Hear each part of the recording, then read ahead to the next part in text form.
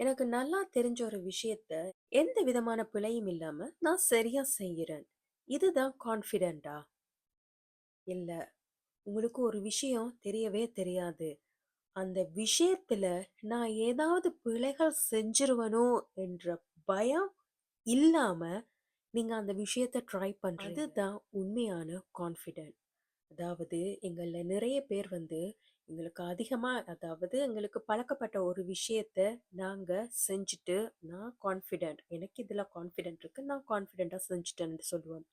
ஆனா அதே நேரம் எங்களுக்கு பழக்கப்படாத ஒரு விஷயம் எங்களுக்கு தெரியாத ஒரு விஷயம் அதுல நாங்க ஓகே அந்த விஷயம் நாங்க ட்ரை பண்ண போறோம்.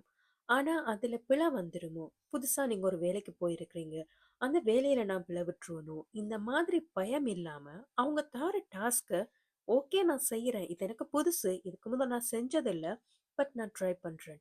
ஸோ பிழை வந்துருமோன்ற பயம் இல்லாம, பிழை வந்தாலும் அதிலேருந்து நான் லேர்ன் தன்மையில நீங்க அந்த விஷயத்த நீங்க ட்ரை பண்றீங்களா இருந்தா, அதுதான் கான்ஃபிடென்ட். இன்னைக்கு நாங்க பார்க்க போறது, கான்ஃபிடென்ஸ என்னன்னு நாங்க பில்ட் பண்றோம். Building confidence through awareness. அதாவது மைண்ட்ஃபுல்லா நாங்க ஒரு விஷயம் நாங்க கான்ஃபிடென்ட்டா செய்ய போறோம். ஸோ என்னண்டு மைண்ட்ஃபுல்லா நாங்க அவேரா நாங்க இந்த விஷயத்த செய்ய போறோம். 30 டேஸ் மைண்ட்ஃபுல்னஸ் ப்ரோக்ராம். மைண்ட்ஃபுல்னஸோட என்னென்ன விதமா ஒவ்வொரு சாஃப்ட் ஸ்கில்ஸும் ஆட் பண்ணிட்டு இருக்குன்றத நீங்க இவ்வளவு நாளும் இந்த வீடியோ பார்த்துட்டு இருந்தீங்களா உங்களுக்கு தெரிஞ்சிருக்கும். ஒவ்வொரு நாளும் ஏதோ ஒரு விதமான ஒரு சாஃப்ட் ஸ்கில்ல நீங்கள் லேர்ன் பண்றீங்க. அதே நேரம் மைண்ட்ஃபுல்னஸையும் ப்ராக்டிஸ் பண்ணிட்டு இருக்கீங்க. நாங்க சத்தமா பேசுறதாலேயோ ஒரு விஷயத்த பெர்ஃபெக்ட்டா செய்யறதாலேயோ அது கான்ஃபிடென்ட்டா நாங்க எடுத்துக்கொள்ள முடியாது. மைண்ட்ஃபுல்னஸ் கான்ஃபிடென்ஸ்ன்றது எங்களுடைய ஸ்ட்ரென்த்ன்றதை தெரிஞ்சுக்கொண்டு எங்களுடைய வீக்னஸை நாங்க அக்செப்ட் பண்ற தன்மை. எங்களுடைய வீக்னஸை நாங்க அக்செப்ட் பண்ணி நாங்க எதிரில் உள்ளவங்களோட நாங்க பேசுறது அது ஒரு விதமான மைண்ட்ஃபுல்னஸ் கான்ஃபிடென்ஸ்.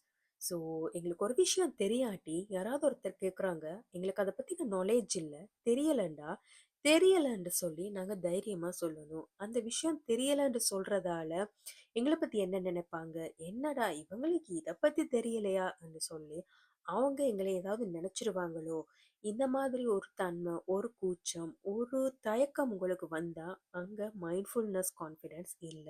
தெரியாத விஷயத்த தெரியாதுன்னு சொல்றதுக்கு தைரியம் இருக்கணும். நீங்க செல்ஃப் அவேரா உங்களோட கான்ஃபிடென்ஸ் லெவல் இருக்குன்னா உங்களை இன்னொருத்தரோட நீங்க கம்பேர் பண்ண மாட்டீங்க. இன்னொருத்தர லைஃப் ஸ்டைலோட உங்களோட லைஃப் ஸ்டைல் இருக்கணும் என்ற மாதிரி எந்த விதமான கம்பேரிஷனுக்குள்ளயுமே நீங்க போக மாட்டீங்க. செல்ஃப் அவேர் உள்ள ஒரு கான்ஃபிடென்ட் பர்சனா நீங்க இருந்தா அது மட்டும் இல்ல, நீங்க உங்கள 100க்கு 100 வீதம் நீங்க நம்புவீங்க. அதாவது ஃபுல்லாவே உங்கள நீங்க ட்ரஸ்ட் பண்ணுவீங்க. So I trust my self. நான் என்ன ஃபுல்லா நம்புறேன். அதே நேரம் நான் என் லைஃப்ப என்ன யாரோடையுமே கம்பேர் பண்ணல. உங்கள யாரோடையுமே கம்பேர் பண்ணாதீங்க. அண்ட் ட்ரஸ்ட் எங்கள நாங்களே ட்ரஸ்ட் பண்ணணும். எங்கள யாரோடையுமே கம்பேர் பண்ணாம இருந்த மாதிரி இருந்தா அதுதான் செல்ஃப் அவேரா நீங்க கான்ஃபிடென்ட்டா இருக்கிறீங்க. அண்ட் உங்களோட கான்ஃபிடென்ட் லெவல கூட்டுறதுக்குரிய அவேர்னஸும் அதே தான். ஒரு சின்ன ஒரு ப்ராக்டிஸ். ஒரு ஸ்ட்ரென்த் மேப்பிங் ஒன்று செய்வோம். Okay, so strength mapping, weakness mapping இல்லை. ஓகே, ஸோ உங்களோட ஸ்ட்ரென்த் என்ன? ஸோ உங்களோட ஜேர்னல் இருக்கு, உங்க ஜேர்னல் எடுத்துக்கொள்ளுங்க. உங்க ஜேர்னல்ல ஸ்ட்ரென்த் மேப்பிங்னு சொல்லிட்டு உங்களோட ஸ்ட்ரென்த்ஸ் என்ன, உங்கள்ட்ட இருக்கிற ஸ்ட்ரென்த்ஸ் எல்லாத்தையுமே நீங்க லிஸ்ட் பண்ணுங்க. என்னென்ன ஸ்ட்ரென்த் உங்கள்ட்ட இருக்குது, ஸோ அது நீங்க ஃபீல் பண்ணணும். இந்த ஸ்ட்ரென்த் என்னட்ட இருக்கு, ஓகே, ஸோ மற்றவங்களுக்கு ப்ரிட்டன் பண்றதுக்காகவோ இந்த ஜேர்னலை இன்னொருத்தர்கிட்ட ஷேர் பண்றதுக்காகவோ இல்லை. இது உங்களுடைய ஜேர்னல். இந்த ஜேர்னல் நீங்க யாருக்கும் காட்டணும்னு சொல்லி இல்லை. இந்த ஜேர்னல்ல நீங்க எழுதுறத நீங்க மட்டும்தான் பார்க்க போறீங்க. ஸோ உண்மையா உங்களோட ஸ்ட்ரென்த் என்னென்னு சொல்லி எல்லா ஸ்ட்ரென்த்தையுமே லிஸ்ட் பண்ணுங்க. அண்ட் கடைசியா முக்கியமான ஒன்று, ஒரே ஒரு வீக்னஸ், உங்கள இருக்கிற ஒரே ஒரு வீக்னஸை மட்டும் எழுதுங்க. அதாவது என்கிட்ட இருக்கிற வீக்னஸ் என்ன. ஸோ உண்மையாவே பார்க்க போனா ஒரு சில விஷயங்கள் சில பேருக்கு ஸ்ட்ரென்த்தா இருக்கிற விஷயமே அவங்களோட வீக்னஸா கூட இருக்கும். ஸோ என்கிட்ட 10 ஸ்ட்ரென்த் இருக்குண்டா அந்த 10 ஸ்ட்ரென்த்துமே சில சந்தர்ப்பங்கள்ல 10 வீக்னஸா மாறுறதுக்கு வாய்ப்பு இருக்கு. ஒரு சுச்சுவேஷன் வரைக்கும் அட இதுதான் என்னோட ஸ்ட்ரென்த், ஆனா அதுவே என்னோட வீக்னஸா போயிடுச்சு. So, இன்னொருத்தர் என்னை ஏமாத்துறதுக்கு என் ஸ்ட்ரென்த்தே என்னோட வீக்னஸா போயிடுச்சு. ஸோ எப்பவும் உங்களோட ஸ்ட்ரென்த்த யாருக்கும் சொல்லாதீங்க. உங்களோட ஸ்ட்ரென்த் இதுதான்ன்றத மத்தவங்களுக்கு தெரியப்படுத்தாதீங்க. ஆனா நீங்க கேட்கலாம், "என்னடா நான் ஸ்கூல்ல படிச்சுட்டு இருக்கிறேன், கிளாஸ்ல படிச்சுட்டு இருக்கிறேன், லெக்சர்ஸ்ல நான் இருக்கிறேன். ஸோ ஒருத்தருக்கு என்ன பத்தி தெரியும் தானே! ஸோ எங்களோட ஸ்ட்ரென்த் என்ன? ஸோ இதெல்லாம் மத்தவங்களுக்கு தெரியும் தானே!" தெரியட்டும். என்ன சொல்றது? ஒவ்வொருத்தருக்கும் ஒவ்வொரு ஸ்ட்ரென்த் இருக்கும். பட் அது எந்த லெவல்ன்னு சொல்லி அவங்களுக்கு தெரியாது. இப்போ உதாரணத்துக்கு பார்த்தா, ஒரு 5 லாங்குவேஜ் பேசக்கூடிய ஒரு நபரா இருக்கலாம். நீங்க இன்னொருத்தரோட இன்னொரு லாங்குவேஜ்ல பேசுறீங்க.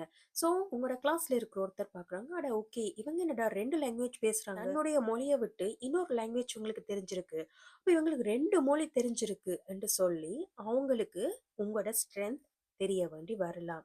ஸோ அந்த இடத்துல ஓகே அவங்க உங்களுக்கு 2 மொழி தெரிஞ்சிருக்குன்னு தானே அவங்க நினைக்கிறாங்க. பட் உண்மையாவே உங்களுக்கு 5 மொழி தெரியும்.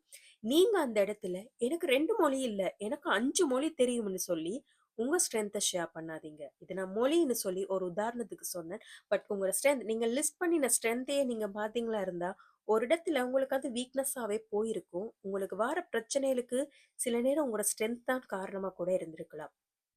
அதனால எது எது எனக்கு ஸ்ட்ரென்த்ன்னு நினைக்கிறீங்களோ, அது எல்லாத்தையுமே நீங்க லிஸ்ட் பண்ணுங்க.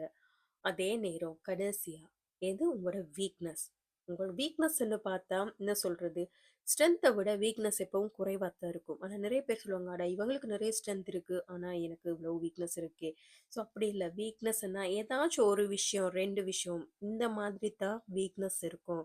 ஸோ அது என்ன? உங்களோட வீக்னஸ் என்னன்னு சொல்லி அதையும் உங்களோட ஜர்னல்ல எழுதுங்க. ஓகே. அந்த வீக்னஸ என்னன்ட்டு நான் வொர்க் பண்ண போறேன். அந்த வீக்னஸ நான் என்னன்ட்டு ஸ்ட்ரென்த்தா மாத்தப் போறேன். அந்த வீக்னஸ நான் என்னன்ட்டு சமாளிக்க போறேன். அந்த வீக்னஸ நான் என்னன்ட்டு ஓவர்கம் பண்ண போறேன். இந்த மாதிரி யோசிங்க. ஒரு ஸ்ட்ரென்த் இருக்கு. பட் நீங்க எழுதின வீக்னஸ என்னன்னு ஒர்க் பண்ண போறீங்க. கடைசியா ஒரு ஸ்டேட்மெண்ட். உங்களோட ஜர்னல்ல ஒரு ஸ்டேட்மெண்ட் எழுதுங்க. ஐ am proud of who I ஆம் பிகமிங். அதாவது நான் எப்படி வரப்போறேன், அதாவது நான் என்ன மாதிரி வரப்போறேன்றதுல எனக்கு என்ன நினைச்சு பெருமையா இருக்கு. ஸோ அதை நீங்க எழுதுங்க. ஸோ அதை என்ன சொல்றது, நீங்க உங்களுக்குள்ளேயே சொல்லி பார்க்கலாம். Yes I am proud of myself. நீங்க உங்களை நினைச்சு நீங்க எப்பவும் பெருமைப்படுற மாதிரி இருக்கணும். அது பெருமையா இருக்கணும். அது தலக்கணமா இருக்கக்கூடாது. ஸோ எங்கள நெனச்சு நாங்க பெருமைப்படணும். இவ்வளவு ப்ராப்ளம்ஸை நான் சமாளிச்சிருக்கேன். இவ்வளவு பிரச்சனைகளையும் நான் சந்திச்சிருக்கிறேன். பட் ஸ்டில் நான் I'm proud of myself. நான் யாரா வரணுன்றத நினைச்சு நான் பெருமைப்படுறேன்னு சொல்லி உங்களுக்குள்ளேயே நீங்க சொல்லிக்கொள்ளுங்க. அந்த செல்ஃப் அவேரோட நீங்க எடுக்கிற இந்த கான்ஃபிடன்ஸ் உங்கள பெரிய லெவலுக்கு கொண்டு போகும். செல்ஃப் அவேர்னஸ் தான் எங்களோட ரியல் கான்ஃபிடென்ஸுக்கு இருக்கிற ஒரு பேசிக் ஃபவுண்டேஷன். ஸோ எப்பவும் நாங்கள் செல்ஃப் அவேராக இருப்போமா இருந்தால் எங்களோட உண்மையான கான்ஃபிடென்ஸுக்கு அது ஒரு எப்பவும் ஒரு பேஸாக இருக்கும்.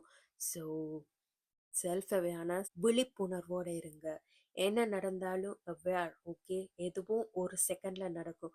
ஒரு செகண்ட் கண் இமைக்கிற ஒரு நொடியில நாங்க கொஞ்சம் அவேர் இல்லாம இருந்தா கூட எதுவும் நடக்கும். ஸோ எப்பவும் செல்ஃப் அவேர்னஸோட இருப்போம் அண்ட் ரியல் கான்ஃபிடென்ஸோட நடப்போம். ஓகே. ஸோ இது ஈகோ இல்லை. இது வந்து நாங்க எங்களோட உண்மையான கான்ஃபிடென்ஸ்ல நாங்க இருக்கிறோம். எங்களை நினைச்சு நாங்க பெருமைப்படணும். ஆனா தலக்கணம் படக்கூடாது. தலக்கணம் கூடாது. ஆனா பெருமைப்படலாம். நாங்க ஒவ்வொரு நிமிஷம் எவ்வளவு மொமெண்ட்டும் நாங்க சந்தோஷமா வாழ்றதுக்கு எங்களை நினைச்சு நாங்க பெருமைப்படணும். தேங்க்யூ. ஸோ இன்னைக்கு 27வது நாள் கம்ப்ளீட் பண்ணியிருக்கீங்க. கமெண்ட்ல ஃபர்ஸ்ட் டேல இருந்து இந்த 27th டே வரைக்கும் இந்த ஜேர்னியில இந்த மைண்ட்ஃபுல்னஸ் ஜேர்னியில நீங்க பயணிச்சுட்டு இருந்தீங்களா? அந்த 27th டே கம்ப்ளீட்டட்னு சொல்லி கமெண்ட் பண்ணுங்க. அண்ட் தேங்க்ஸ் ஃபார் வாட்சிங். Stay with be an example. நாளைக்கு வீக் 4 ரிஃப்ளெக்ஷன் பத்தி பார்ப்போம். இந்த வீடியோ உங்களுக்கு பிடிச்சிருந்தா லைக் பண்ணுங்க. யார் யாருக்கு யூஸ்ஃபுல்லா இருக்குமோ அவங்களுக்கும் ஷேர் பண்ணுங்க. See you tomorrow. Be an example.